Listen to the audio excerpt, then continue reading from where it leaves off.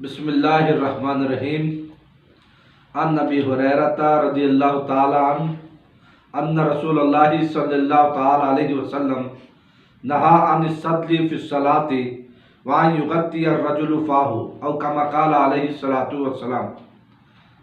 معزز سامعین، اس حدیث مبارکہ میں حضرت ابو ہریرہ رضی اللہ تعالیٰ عنہ نے حضور علیہ الصلوۃ والسلام سے دو باتیں روایت کی ہیں۔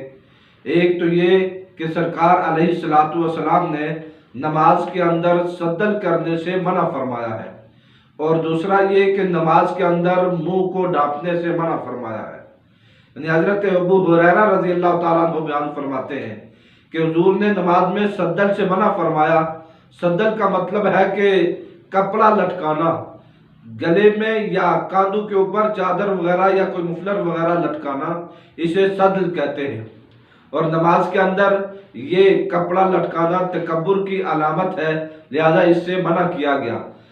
کپڑا اس طرح سے لٹکانا کہ دونوں سرے نیچے لٹکے ہوئے ہوں، اسے صدل کہتے ہیں، اور نماز میں صدل مکروہ تحریمی ہے۔ لہذا اگر کسی کے پاس نماز کے دوران کوئی کپڑا وغیرہ ہو تو اس کا ایک سرا اٹھا کر دوسرے کندھے پہ یوں ڈال دیا جائے تاکہ نماز کامل ہو جائے۔ یوں اگر پڑا ہو کپڑا تو یہ منع نہیں ہے، وگرنہ نیچے لٹکا دینا دونوں سرے یہ مکروہ تحریمی ہے، اور حضور علیہ السلام نے اس عمل سے منع فرمایا ہے۔ اور دوسرا، نماز کے اندر منہ کو ڈھانپنے سے منع فرمایا۔